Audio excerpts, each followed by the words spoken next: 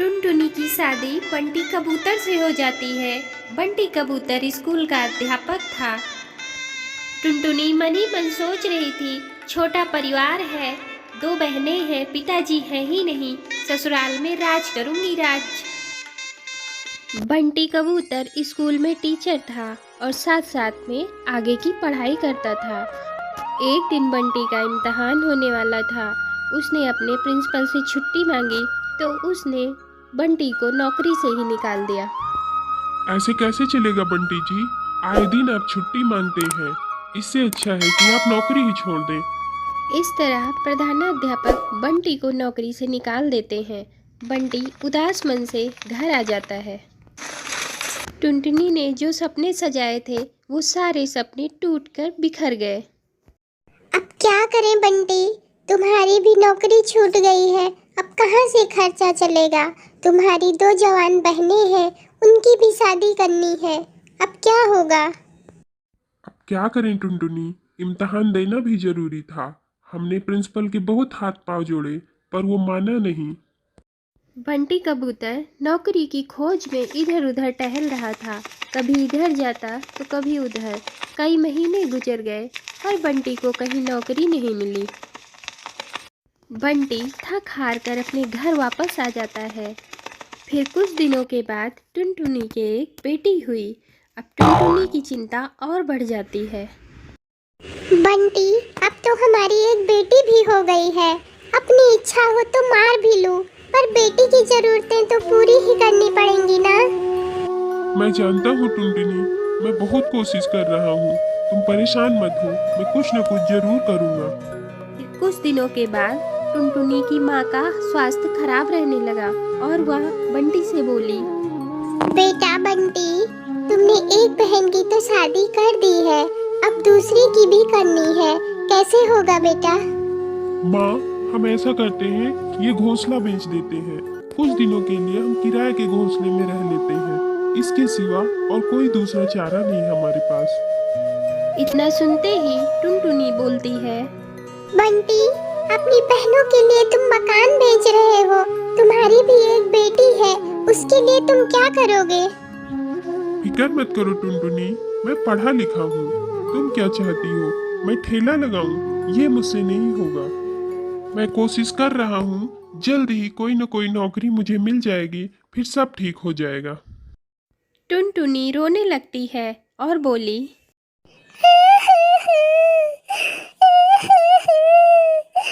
तो तुम क्या चाहते हो? मैं अपनी बच्ची के लिए 10 रुपए के अनाज के लिए भी तरसती रहूं? बच्ची हमारी 2 वक्त के अनाज के लिए रोती रहती है, या पानी से उनका पेट भरूं?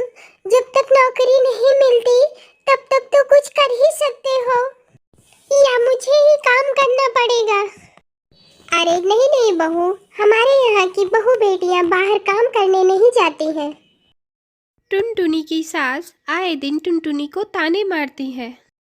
अरे बगल में चमेली तोती की बहू आई है, इतना धन दौलत मायके से लेके आई है और उसके आते ही उसका पक्का सोने का घोंसला बन गया। और एक पता नहीं हमारे यहाँ कौन सी करमजली आ गई है, जब से आई है कुछ लाना तो दूर, ऊपर से मेरे बेटे की नौकरी भी चली गई है।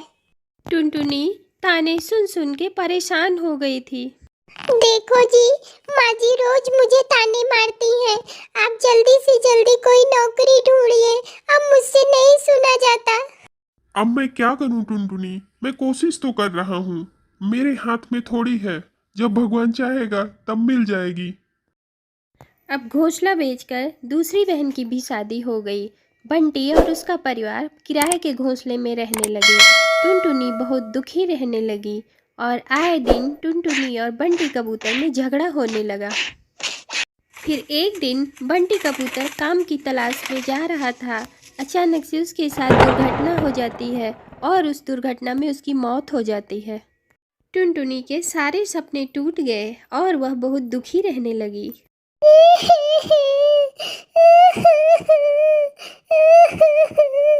अब मैं क्या करूं?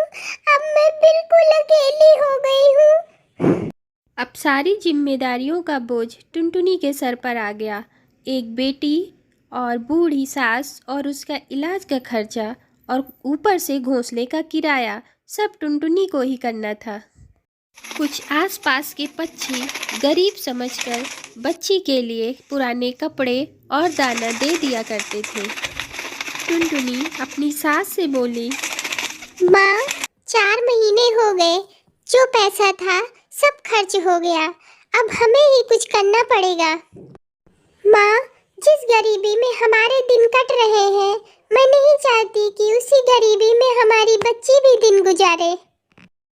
तो तू करेगी क्या बहू? अपना काम शुरू करने के लिए पहले कुछ पैसे भी तो होने चाहिए। कोई बात नहीं माँ, कोई ना कोई तो मदद कर ही देगा। टुनटुनी ने सभी रिश्तेदारों से मदद मांगी पर किसी ने मदद नहीं की। सब यही सोचते थे कि यह इतनी गरीब है, कैसे चुकाएगी। मायके से भी किसी तरह की कोई मदद नहीं मिली। टुनटुनी दुखी होकर रोने लगी।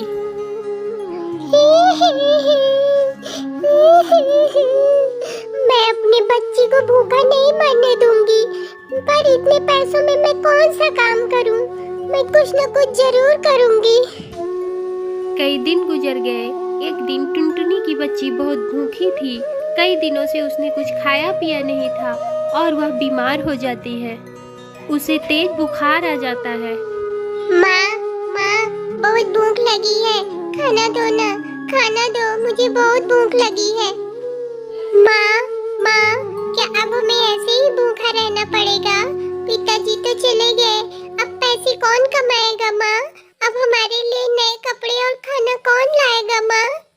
अपनी बच्ची की ये सब बातें सुनकर टुनटुनी बहुत दुखी हो जाती है और वह कहती है, रो मत बच्ची, रो मत मेरी बेटी, तेरे पिताजी नहीं है तो क्या हुआ, मैं हूँ ना, मैं तेरे लिए नए कपड़े और खाने का सामान लाऊंगी। तुम चुप हो जाओ बेटा, रो नहीं। इतना कहकर टुनटुनी अपनी बच्ची के लिए खाना लेने बाहर चली जाती है और वहीं नदी के किनारे बैठकर कुछ सोच ही रही थी कि वहाँ पास ही के जंगल का एक मोनू नाम का चिड़ा आता है जो टुनटुनी को अपनी बहन मानता था। अरे टुनटुनी, तुम यहाँ? और क्या हुआ? तुम इस हालत में क्यों? मोनू भैया, मैं ठीक हूँ और यहीं पास में किराए के घोंसले में रहती हूँ। मगर पति तो नौकरी करते थे, फिर तुम किराए पर कैसे? इतना सुनते ही टुनटुनी रोने लगती है।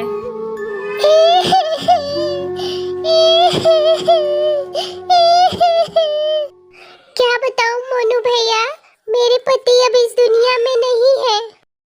नौकरी छूट गई, बहनों की शादी करने के लिए घर बेचना पड़ा।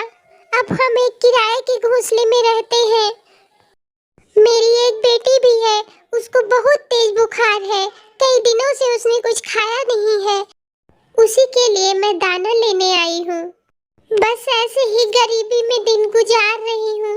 मेरे पास बस ये थोड़े से पैसे बचे हैं, इसी में मुझे घर का किराया भी देना है और बच्ची की दवा भी लेनी है और घर के लिए राशन भी लेना है। ऊपर से कोई काम भी नहीं मिल रहा है, मैं क्या करूँ? मेरी सास बूढ़ी है, वो भी बीमार रहती है, उनकी भी देखभाल करनी है, दवाइयाँ लानी है। इतने कम पैसों में मैं क्या करूँ? अरे, इतना सब कुछ हो गया टुनटुनी, और तुमने मुझे कुछ बताया नहीं। मैं क्या करती भैया, मैं इन्हीं सब में उलझी थी। जब तक ये थे, मुझे किसी चीज की कोई फिक्र भी नहीं करने देते थे। सारा इंतजाम ये खुद ही कर देते थे, मुझे कहीं जाने की जरूरत ही नहीं पड़ती थी। पर आज ऐसी हालत है कि मैं आज दर-दर भटक रही हूँ भैया। टुनटुनी बहन, तुम फिक्र मत करो, तुम्हारा भी ये भाई है ना, तुम चलो मेरे साथ। मोनू उसे चूड़ियों की फैक्ट्री में ले गया जहाँ रंग बिरंगी चूड़ियाँ बनती थी। ये मेरी ही फैक्ट्री है टुनटुनी, मैं तुम्हें फ्री में देकर तुम्हारे आत्मसम्मान को ठेस नहीं पहुंचाना चाहता, इसलिए ये लो चूड़ियाँ, इनको बाजार में बेचकर तुम अच्छा पैसा कमा सकती हो। ये सिर्फ 1000 रुपए की हैं, पर बाजार में इनका दाम बहुत ज़्यादा है। पहले तुम 50 रुपए दर्जन बेचना, जब तुम्हें अच्छा मुनाफा दिखने लगे तो 80 रुपए दर्जन करके इन चूड़ियों को बेच देना। इतना सुनकर टुनटुनी बहुत खुश हो जाती है। उसे अपनी समस्याओं का हल मिल गया था। वह बाजार में चूड़ियाँ बेचने चली जाती है। चूड़ी ले लो चूड़ी, रंग बिरंगी चूड़ी, चूड़ियाँ ले लो चूड़ियाँ, रंग बिरंगी चूड़ियाँ, लाल चूड़ियाँ, हरी चूड़ियाँ, पीली चूड़ियाँ, सब कलर की चूड़ियाँ हैं, चूड़ी ले लो चूड़ी। वह डाल डाल पर जाकर चूड़ियाँ बेचने लगी। सभी पक्षी उससे चूड़ियाँ खरीदते हैं। टुनटुनी की चूड़ियाँ सबको बहुत पसंद आती हैं और वह इस तरह अपनी बच्ची का ख्याल भी रख पाती है। अब आसपास के जंगल के पक्षी भी टुनटुनी की चूड़ियाँ खरीदने आते थे। उसकी गरीबी दशा को देखकर कोई उससे मोल भाव भी नहीं करता था। टुनटुनी जिस दाम में लगा देती थी, सब उसी दाम में ले लेते थे। अब तो तीज आने वाली है, टुनटुनी की चूड़ियाँ सबसे अच्छी होती हैं, हम तो उसी से चूड़ियाँ लेंगे। हाँ, सावन में हरी हरी चूड़ियाँ पहनने में कितना अच्छा लगता है। हाँ, अब धीरे धीरे टुनटुनी चूड़ियों के साथ ब्राइडल मेकअप भी रखने लगी थी और कहीं शादी पार्टी के भी ऑर्डर आने लगे थे। जहाँ दुल्हन किसी की तैयार करनी होती थी तो लोग टुनटुनी के पास ही आते थे। इस तरह दिन गुजरते गए। टुनटुनी के अच्छे दिन आने लगे। वह मोनू चिड़ा से मिलकर उसका धन्यवाद देती है। मोनू, तुम्हारा बहुत बहुत शुक्रिया। आज मैं जो कुछ भी हूँ बस तुम्हारी वजह से हूँ, नहीं तो भूखों मरने की नौबत आ गई थी। ये तो तुम्हारी मेहनत का फल है टुनटुनी। मेहनत तुमने की है, मैंने कुछ नहीं किया। तुम जितना ही मेहनत करोगी तुम्हें फल उतना ही मिलेगा। इसलिए कहते हैं, लहरों से डरकर नौका कभी पार नहीं होती, मेहनत करने वालों की कभी हार नहीं होती। अगर आपको हमारी स्टोरी अच्छी लगी तो हमारे चैनल को सब्सक्राइब करें, वीडियो को लाइक एंड शेयर करें। Thank you.